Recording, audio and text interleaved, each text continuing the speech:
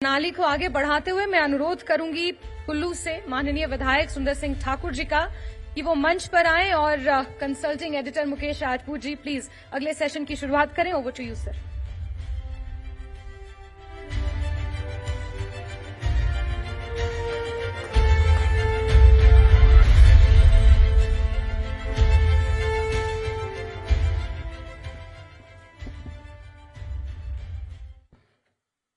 बहुत बहुत स्वागत है राइजिंग मनाली में सुंदर ठाकुर जी आपका। और बेहद शुक्रगुजार हैं हम आपके, क्योंकि आप दिल्ली में थे और हमारी गुजारिश के चलते आज सुबह आपको 3 बजे उठना पड़ा, फिर फ्लाइट लेनी पड़ी, फिर आप हमारे पास पहुंचे हैं, तो इसके लिए हम आपका आभार व्यक्त करते हैं। धन्यवाद मुकेश जी। मेरा सौभाग्य है कि मैं अपने आपके इस बहुत ही महत्वपूर्ण कार्यक्रम जो आपने राइजिंग मनाली का रखा है, इसमें मुझे आने का मौका मिला और मौसम की मेहरबानी भी रही कि आज विजिबिलिटी क्लियर थी। जल्दी उठा हूँ सुबह और यहाँ पहुंचा हूँ। मैं समझता हूँ एक बहुत अच्छा कार्यक्रम आपने रखा है, तो बहुत आपका स्वागत है। हम आपको यकीन दिलाते हैं कि जो भी बातें आपके जहन में हैं, और क्योंकि आप टूरिज्म को जीते हैं, टूरिज्म के बारे में सोचते हैं, तो मैं आपको जानकारी के लिए बता दूं, मैं भी टूरिज्म का ही विद्यार्थी हूं। मेरी जो पहली पढ़ाई है वो मास्टर्स इन टूरिज्म एडमिनिस्ट्रेशन मैंने हिमाचल प्रदेश विश्वविद्यालय से किया। तो आज हम इसी को डिस्कस करेंगे। आप सीपीएस हैं अभी भी थे और टूरिज्म को लेकर ठीक है। तो कुल्लू की हम बात करें तो आप इको टूरिज्म, हालांकि कोई नया कंसेप्ट नहीं है, लेकिन कुल्लू को आपने इको टूरिज्म का एक बेहतरीन उदाहरण बनाने की कोशिश की। तो इको टूरिज्म क्या है और इसको किस तरीके से डेवलप किया जा रहा है, आगे किया जा सकता है, तो जो दर्शक इस चीज को नहीं समझते हैं उनके पॉइंट ऑफ व्यू से आप हमें समझाइए। मुकेश जी, देखिए, मैं स्वागत करता हूं। यहाँ पे हमारे लाहौल के तेज तराज विधायक भी हैं और सारे स्टेक होल्डर्स, होटल एसोसिएशन से लेकर हमारे नगर परिषद मनाली है, हमारे बहुत सारे वरिष्ठ लोग यहाँ पे हैं। मैं एक बात कहना चाहूंगा, हाल ही में मुझे भूटान जाने का मौका मिला जी। और भूटान में सिर्फ इसीलिए गया था कि इको टूरिज्म में आज भूटान ने बहुत प्रोग्रेस की है। आप देखिए, हमारा पहाड़ी राज्य होने के साथ साथ हिमाचल प्रदेश, जब से सत्ता परिवर्तन हुआ है, माननीय मुख्यमंत्री ठाकुर सुखविंदर सिंह सुक्खू जी का उनके साथ मैं, क्योंकि वो वन मंत्री हैं, उनके साथ मैं मुख्य संसदीय सचिव के तौर पे मुझे काम करने का मौका मिला। हिमाचल का 68% क्षेत्र जो हमारा भौगोलिक क्षेत्र है वो वन क्षेत्र है। तो ऐसे में वनों का संरक्षण और सस्टेनेबल टूरिज्म को हम कैसे लागू करें, ये एक बहुत बड़ी चुनौती हमारे लिए थी। और मैं आपको बताना चाहूंगा कि माननीय मुख्यमंत्री जी ने एक हमारी टास्क फोर्स बनाई कि हम घर से बाहर कदम रखते हैं तो पूरा इलाका वन क्षेत्र का आता है। अगर हम सड़क बनाना चाहे, अगर हम कोई भी सामाजिक कार्य करना चाहे, तो उसमें आड़े आता है वन संरक्षण अधिनियम। जब हमारा केंद्रीय मंत्री भूपेंद्र यादव जी से माननीय मुख्यमंत्री जी की अध्यक्षता में मुझे मिलने का मौका मिला, उसके बाद स्वयं मैं उनसे मिला और हमने इको टूरिज्म का एक चैप्टर हम लेकर आए। उस इको टूरिज्म के चैप्टर को हमने हिमाचल सरकार से पारित करवाया, फिर केंद्र से उसको मंजूरी दिलाई, और आज ये स्थिति है कि जो सस्टेनेबल टूरिज्म है, लो इंपैक्ट टूरिज्म का मतलब इको टूरिज्म है। यानी कि हमारा जितनी एक जगह की कैरिंग कैपेसिटी है, मैं समझता हूं आज मनाली की जो चिंता है, मनाली की कैरिंग कैपेसिटी कितनी है, लाहौल अभी नया निकला है, उसकी कैरिंग कैपेसिटी कितनी है, जितने पर्यटक आ रहे हैं, अगर 10-10 हजार पर्यटक रोज आते रहेंगे तो उस जगह की हमारे को कैरिंग कैपेसिटी को कैलकुलेट करना होगा इसका मतलब इको टूरिज्म है। जी, कैरिंग कैपेसिटी की बात आपने कही, और इससे पहले की अगर हम बात करें तो वो है बेसिक इंफ्रास्ट्रक्चर। किसी भी टूरिस्ट डेस्टिनेशन की जो पहली चीज है कि वहां पर रोड हो, रेल हो, एयरलाइंस हो। मनाली बहुत खूबसूरत है, हिमाचल भी बहुत ही खूबसूरत है। स्विट्जरलैंड से, जर्मनी से ज्यादा अच्छे यहाँ पे वर्जिन डेस्टिनेशंस हैं जिनको अभी एक्सप्लोर करना बाकी है। अब आप फोन पे निमंत्रण देते हैं कि मनाली आइए, तो जब दिल्ली से मनाली आने का सोचते हैं तो मन तो बहुत करता है, लेकिन फिर सोचते हैं कि जाएं कैसे। सड़क से जो रास्ता है, हालांकि अब सुरंगें बनने से थोड़ा छोटा हो गया है, लेकिन फिर भी बहुत लंबा है। टाइम 2-3 दिन का होता है, तो 2 दिन तो आने जाने में ही लग जाएंगे। एयरपोर्ट जो भुंतर का है, वहां पर पहले मैं देखता था कि बड़े वाले जो प्लेन हैं वो उतर जाते थे 80 सीटर। जैक्सन एयरलाइंस पहली एयरलाइंस यहाँ पे होती थी, एयर इंडिया की छोटी एयरलाइंस चलती थी। अब वो 80 सीट वाला जहाज भी यहाँ पे नहीं उतर पा रहा है, आप उसका विस्तार भी नहीं कर पा रहे हैं। प्राइवेट एयरलाइंस भी यहाँ पे नहीं आ रही हैं। टिकट जो दिल्ली से मनाली का मुझे मिलेगा, आज आपको कितने का मिला है? आज मुझे 11,000 का टिकट मिला है। 11,000 का। हाँ, मैं कई बारी तो 15, 20, 22,000, 25,000 27,000 का भी मैंने देखा। बिल्कुल बिल्कुल। तो 27,000 रुपए अगर मुझे एयरलाइंस पे खर्चने हैं तो मैं मनाली की जगह प्रेफर करूंगा कि मैं यूरोप की किसी कंट्री में चला जाऊं। मुकेश जी, यहाँ पे क्यों? इसमें मैं आपको करेक्ट करना चाहूंगा कि जहां पे हमारा जो अभी केंद्र की तरफ से जो योजना उड़ान है, जिसके माध्यम से ये कहा जाता है कि हर एक आम व्यक्ति हवाई सफर करेगा, मुझे हैरानी थोड़ी सी इस बात को लेकर है कि हमने उड़ान योजना में कुल्लू से अमृतसर जोड़ दिया, कुल्लू से देहरादून जोड़ दिया, कुल्लू से चंडीगढ़ क्यों नहीं जोड़ा? अगर कुल्लू से चंडीगढ़ जोड़ा जाता तो उससे हमें निस्संदेह बहुत बड़ा लाभ होता है, क्योंकि उसमें जो एक मिनिमम फेयर का जो एक प्रावधान होता। आज आप यहां से जयपुर जा रहे हैं, जयपुर को उड़ान से जोड़ा गया है, लेकिन एक स्ट्रेटेजी के तहत मैं समझता हूं कि हमें जो एक अनदेखा किया जा रहा है। सबसे पहला जो डेस्टिनेशन उड़ान में जुड़ना चाहिए था वो चंडीगढ़ जुड़ना चाहिए था। आज आप जयपुर जाओ तो 3,500-3,000 में टिकट मिल रहा है, आप अमृतसर जाओ तो 3,000 में टिकट मिल रहा है। देखिए, एयरक्राफ्ट एक ही है, आप उसको एक योजना के प्रसार करने के लिए उसी एयरक्राफ्ट को आप पहले दिल्ली से कुल्लू मंगवाते हैं, कुल्लू से अमृतसर भेजते हैं, फिर एक दिन आप 2 दिन अमृतसर भेज देते हैं, 2 दिन आप जयपुर भेज देते हैं, 2 दिन आप देहरादून भेज देते हैं। तो इससे बेहतर ये होता कि हमारी शटल सर्विस जो है चंडीगढ़ कुल्लू, पहले रूट ठाकुर साहब हुआ करता था। दिल्ली से सुबह फ्लाइट उठती थी, वो पहुंचती थी शिमला, शिमला से फिर वो फ्लाइट आती थी कुल्लू, हाँ जी, कुल्लू से फिर वो वापस शिमला जाती थी, और शिमला से फिर वापस दिल्ली जाती थी। और क्योंकि शिमला वाला तो जो एयरपोर्ट है वो बहुत ही छोटा है, 18 सीटर डोनियर ही वहां पे उतर सकता है। लेकिन गोपाल कांडा का जो जहाज था 80 सीटर, MDLR, हाँ MDLR कंपनी MDLR, जो तो वो ऑपरेट कर रही 80 सीटर उस वक्त उतर सकता था। तो आज का जो आपके एयरपोर्ट का साइज है वो छोटा हो गया। मैं एक बात आपको बताना चाहूंगा, मैं आपको जैसे कह रहा हूं कि इस वक्त के हालात ये हैं, अगर आपने कुल्लू मनाली को बेहतर एयर कनेक्टिविटी देनी है, वर्तमान की जो स्थिति है, जो एयरपोर्ट की क्षमता है, हमें कुछ भी ज्यादा नहीं चाहिए। हमें ये चाहिए कि कुल्लू से चंडीगढ़, चंडीगढ़ से कुल्लू को उड़ान योजना में किया जाए, क्योंकि चंडीगढ़ के आगे कनेक्टिविटी हमारे को दुबई को भी है, इंटरनेशनल एयरपोर्ट भी है, उनके साथ कनेक्टिविटी है। हमें जो इस वक्त कनेक्टिविटी की जरूरत है वो कुल्लू से चंडीगढ़ की जरूरत है। लेकिन मिल रहा क्या हमें? कुल्लू से देहरादून मिल रहा है, कुल्लू से अमृतसर मिल रहा है, वहां से टूरिस्ट आते नहीं है यहाँ पे। अरे वो अभी देखिए हमारे को तो फीड कर रहा है चंडीगढ़।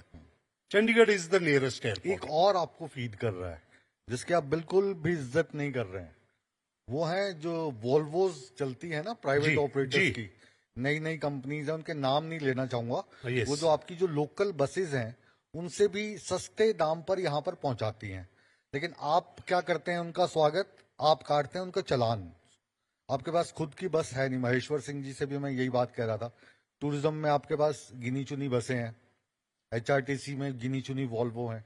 तो जो आपको इनडायरेक्टली सपोर्ट कर रही हैं पूरी होटल इंडस्ट्री को, पूरे जो टूरिज्म का उद्योग है, डायरेक्ट इनडायरेक्ट जो लोग इससे रोजगार कर रहे हैं, तो उनको आप परेशान क्यों करते हैं? उनको तो आपको इनाम देना चाहिए। ये आपकी बहुत आपने अच्छी बात कही है कि देखिए, फैसिलिटेट हमारे को सबको करना होगा, ट्रांसपोर्टर्स को करना होगा, लेकिन जो लग्जरी टूरिस्ट आता है, मैं समझता हूं कि वॉल्वो में एक यंग टूरिस्ट आ सकता है, एक वो टूरिस्ट आ सकता है जिसके पास पैकेज है, लेकिन जो अच्छा टूरिस्ट आएगा, जिसके लिए हमारे कुल्लू मनाली में आप देखिए कि बेस्ट ऑफ द होटल्स है। मैं अभी जैसे भूटान गया, मैं आपको बताना चाहूंगा, भूटान में उन्होंने बहुत बढ़िया ढंग से अपने इकोसिस्टम को उन्होंने कैलकुलेट किया है। They are taking less number of tourist but highly paid tourist.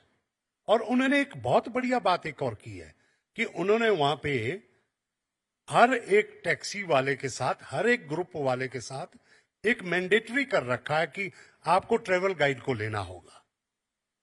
We do not want to promote this tourism की कोई आ गया बल्ले बल्ले आ गया, सड़क के किनारे बॉटल खोल के बैठा है, हुड़दंग मचा रहा है, अपना लाउड म्यूजिक चला रहा है। हमें उनको एजुकेट करना है, हमें बॉर्डर पे ही एजुकेट करना है कि देखिए, आज के दिन में जैसे लाहौल की हमारी विधायक यहाँ पे बैठी हैं, अब सिसु के क्षेत्र में this is now silent month कि देवी देवताओं की आज्ञा है कि वहां पे कोई हल्ला ना हो, लेकिन वो बताएगा कौन है? वो एक ट्रेवल गाइड होगा। हमें एक ट्रेवल गाइड की बहुत बड़ी एक फौज खड़ी करनी होगी। फौज की तो मैं आपको बात बताऊं कि जैसा मैंने बताया कि मैंने भी एमटीए किया है, एमबीए छोड़ के एमटीए में एडमिशन लिया है। किसी ने दूसरा विषय छोड़ा होगा, बहुत क्रेज हुआ करता था। और वो सभी जितने भी क्लासमेट्स हैं या जूनियर्स हैं, सीनियर हैं, they are doing very well. कोई आपकी टॉप की एजेंसी का सीईओ है आज की डेट में, कोई वाइस प्रेसिडेंट है, कोई होटल चेन का इंडिया का, नेपाल के प्रेसिडेंट हैं। यहाँ पे उनको गाइड की नौकरी भी नहीं दी आपकी सरकार ने। देखिए, मेरा अपना एक सुझाव है जो निकट भविष्य में मैं लेकर आऊंगा। देखिए, यहाँ पे टूरिज्म डेवलपमेंट काउंसिल है मनाली में, वैसे ही मैं अध्यक्ष हूँ साडा कसोल का। वहां पे मैंने अभी फैसला कर दिया है कि बहुत जल्दी मैं एक बैच कम से कम 50 से 100 ट्रेवल गाइड्स का, वहां के जो स्टेक होल्डर्स है, कंसर्न पंचायत है, उनसे हम अच्छे लड़कों को उठाकर अपने लेवल पे एक सर्टिफाइड कोर्सेज स्टार्ट करने वाले हैं। और उसी तरह मैं आपको एक जानकारी आपके माध्यम से देना चाहता हूं कि कुल्लू में बिजली महादेव रोपवे के बाद जो अभी मंजूरी मिली है, वो हमें पीस रोपवे की मिली है। अभी थोड़ी सी देर पहले ना इसी मंच पे महेश्वर सिंह जी बैठे हुए थे। अब आप भी जिद कर रहे हैं। अब महेश्वर सिंह जी जो हैं वो धार्मिक इंसान हैं, वो जो धर्म के लोग हैं उनकी सुन रहे हैं। तो देवता कह रहे हैं वहां पे आप 60-70 मीटर थोड़ा नीचे आ जाओ। क्यों उसमें जिद कर रहे हो आप? देखिए, मैं खुद एक देवी देवताओं को मानने वाला व्यक्ति हूं। मैं खुद एक कारदार परिवार से हूं और मुझे कारदार बनना था, लेकिन राजनीति के कुछ असूल होते हैं कि जब आप राजनीति में हो तो अब आपको देवनीति में हस्तक्षेप नहीं करना चाहिए। तो इस करके मैं कारदार नहीं बना, मेरा छोटा भाई कारदार बना है, नहीं तो मैंडेटरी होता मुझे बनना पड़ता। तो देखिए, जब आप डेवलपमेंट की बात कर रहे हैं, इसमें दोगली बातें नहीं चलेगी। आज हमने कुल्लू मनाली में अगर स्की विलेज का प्रोजेक्ट, मुझे वही याद आ रहा था, स्की विलेज का प्रोजेक्ट आया होता, कुल्लू मनाली का इंफ्रास्ट्रक्चर कुछ अलग लेवल का होता। आज जो भी बड़े क्यों नहीं आया, वो क्यों नहीं आया? देखिए, आप पूछिए उन लोगों से जिन्होंने इसका देवी देवताओं के नाम से विरोध किया। तो ये मुझे लगता है जो आप का जो अगला प्रोजेक्ट है नरेंद्र मोदी जी का, वो बताते हैं ड्रीम प्रोजेक्ट है, बिजली महादेव की बात कर रहा हूं। मैं भी वहां पे बार बार जाने की मंशा रखता हूँ, लेकिन दूरी की वजह से नहीं जा पाते हैं, तो वो भी स्की विलेज की तरह आएगा नहीं आएगा? देखिए ऐसा है, अभी दृढ़ सरकार है, हम दृढ़ फैसले लेने में सक्षम हैं। देवी देवता हमारे अंग संग रहते हैं, हम उनकी किसी भी भावना को ठेस नहीं पहुंचाना चाहते हैं, लेकिन उसकी आड़ में अगर कोई विकास को रोकने की बात करे, फिर वही बात हो जाएगी जो स्की विलेज को रोका था। बाद में जो है माननीय उच्च न्यायालय ने उनके पक्ष में फैसला सुनाया, लेकिन वो बड़ी कंपनी देवभूमि कुल्लू मनाली को छोड़कर इस करके गई कि उन्हें लगा कि यहाँ पे विरोध मात्र विरोध के नाम पे होता है। आज इतने बड़े बड़े प्रोजेक्ट बने, एनएचपीसी के प्रोजेक्ट बने, वहां पे मंदिरों का विस्थापन हुआ, कई मंदिरों के स्थान बदले गए। आप देखिए, आप सारी बातों पे जाएंगे तो आप पाएंगे कि उसके पीछे कुछ जो मूल देव राजनीति देव नीति और राजनीति का कुछ मुझे लग रहा है, लेकिन ऐसा नहीं है। आपने कहा कि वहां पे जो उनकी कंपनी है, रोपवे कंपनी है, हाँ। उनको आस्था का ख्याल रखना पड़ेगा। अगर वो साइलेंट महीने हैं जिसमें कि देवी देवता प्रवास पे रहते हैं, कपाट बंद होते हैं, उस दौरान मंदिरों में बिल्कुल से आना अलाउड नहीं होना चाहिए पर्यटकों का। कोई भी आप आज भूटान जाइए, पहले एक वक्त ये भी था कि लोग वहां पे स्तूपा के ऊपर कई लोग जूते के समेत चढ़ जाते थे, क्योंकि वहां पे उनको जानकारी नहीं होती थी इस स्तूपा का महत्व क्या है। आज देवस्थली कहीं पे बनी है, अगर उसके ऊपर कोई गलती से उसके ऊपर अपनी प्लेट रख दे, क्योंकि उन्हें मालूम नहीं है कि वहां कुछ लिखा नहीं है, साइन बोर्ड नहीं है। ठाकुर साहब, अब मैं जो अपने मनाली के होटलियर्स हैं, इनके दुख दर्द आपके साथ बांटना चाहता हूँ। मैं खुद होटलियर हूँ। हाँ, तो 31-32 सालों से 92 से लेकर बहुत पुराना होटलियर हूँ। आपके सिर पे पता नहीं लोन है या नहीं है, लेकिन मेरे बहुत सारे दोस्त ऐसे हैं जिनके सिर पे लोन है। मैंने बहुत बहुत कर्जे लिए। अब आपने मैं एक बिजनेस क्लास फैमिली से था जी। मैं चाहता तो बहुत बढ़िया ठेकेदारी कर सकता था, लेकिन मैंने दाल रोटी का बिजनेस किया। थोड़ा सा ये मुझे जो लगा, दाल रोटी का बिजनेस शुरू किया था, होटल्स की संख्या इतनी हो गई है, इस सीजन में तो मान लो वो कमरा 4,000 रुपए का चढ़ जाता है, लेकिन ऑफ सीजन में कई बार वही कमरा 800 रुपए का भी देना पड़ता है।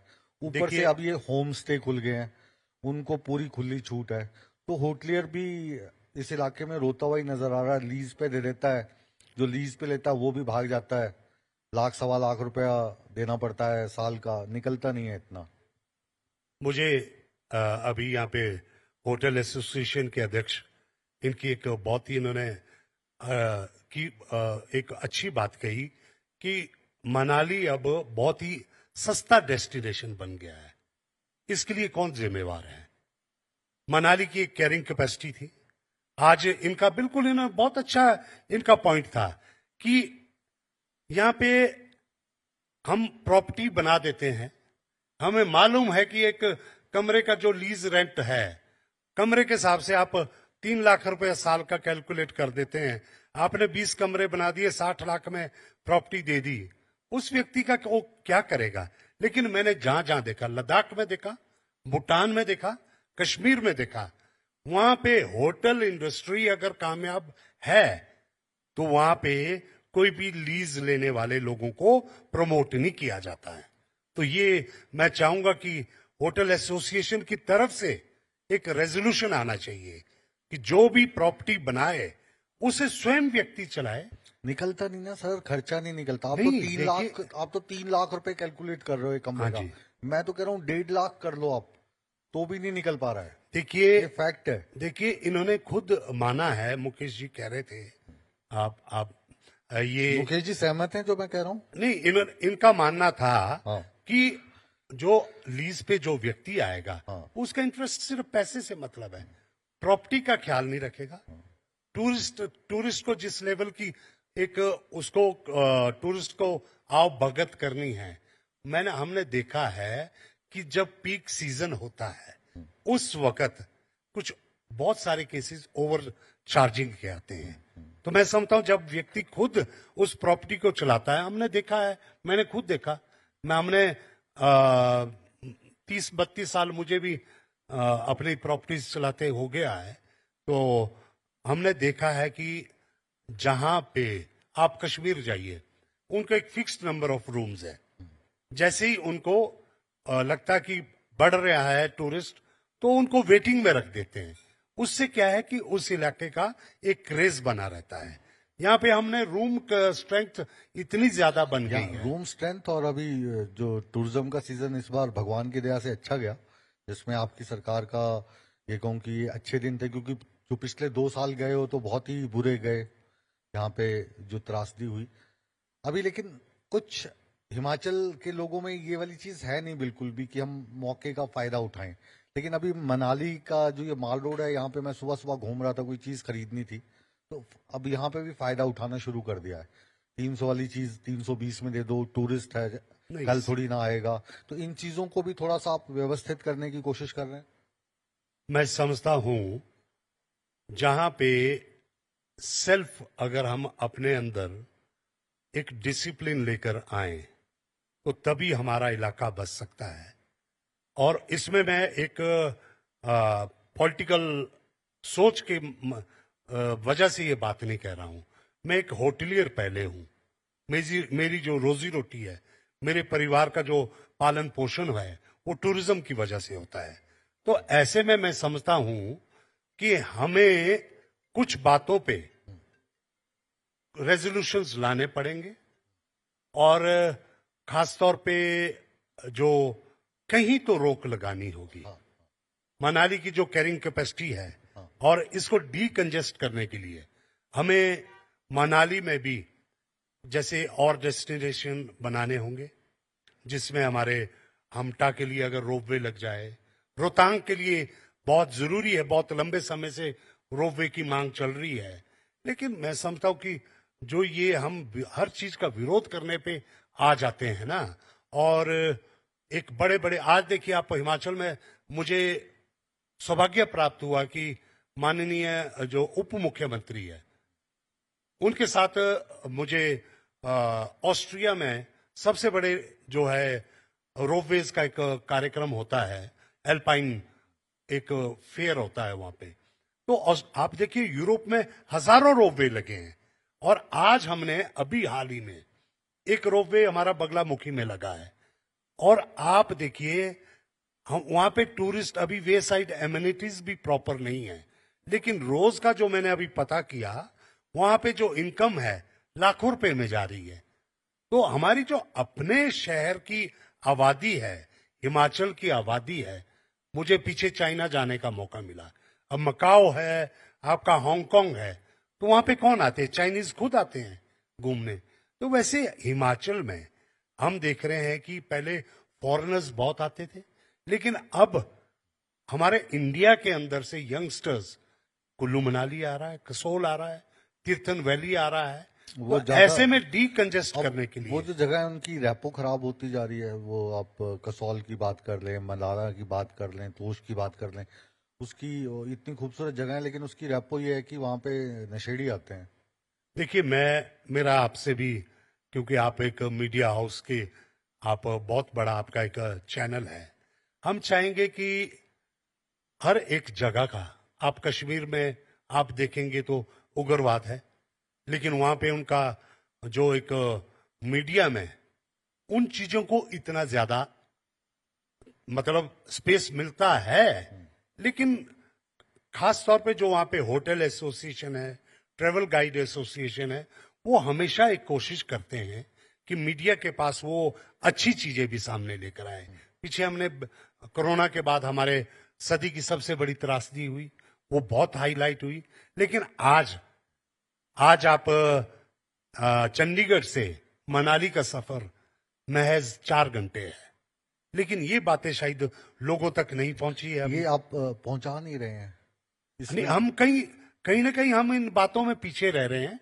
देखिए, सरकार की जिम्मेवारी है, मैं मानता हूं कि पब्लिसिटी करना, इसके लिए जो बाकायदा जो चीजें वो अरेंज करती है सरकार, अपनी चीजों को पहुंचाती है, तो वहां पे लैक करती है हिमाचल सरकार। और वो चाहे आपकी सरकार रही हो, पीछे भाजपा की सरकार रही हो, हमारा हर एक कोना एक डेस्टिनेशन है, लेकिन हम उसको प्रमोट नहीं कर पाते हैं। देखिए, मुझे एक बात कहते हुए बड़े गर्व से एक बात कहना चाहता हूं कि हम जो इको टूरिज्म की पॉलिसी लाए हैं उसमें अभी कुल्लू में हमारी लग घाटी है। अभी लग घाटी में हमने इको ट्रेल को प्रमोट किया है और इको ट्रेल के साथ साथ जितनी हमारी, मैं आपको कहना जा रहा था कि अब आज के दिन में आप ये हमारा जो है कोई भी अगर फॉरेस्ट रेस्ट हाउस ले लीजिए, क्योंकि वन विभाग की जो है उसको प्रमोट करना उसके बस में नहीं है, उसके पास स्टाफ की शॉर्टेज है, हमें उन्हें आउटसोर्स करना होगा।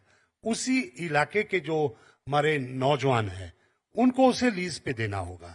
तो इसको लेकर हम बहुत अच्छी पॉलिसी लाए हैं जिससे कि हिमाचल के कोने कोने में फॉरेस्ट टूरिज्म तो होगा ही होगा, इको ट्रेल्स में जाकर जो है एक नई टूरिज्म साइट्स को खोला जाएगा और रोपवेज का बहुत बड़ा विस्तार होना जरूरी है।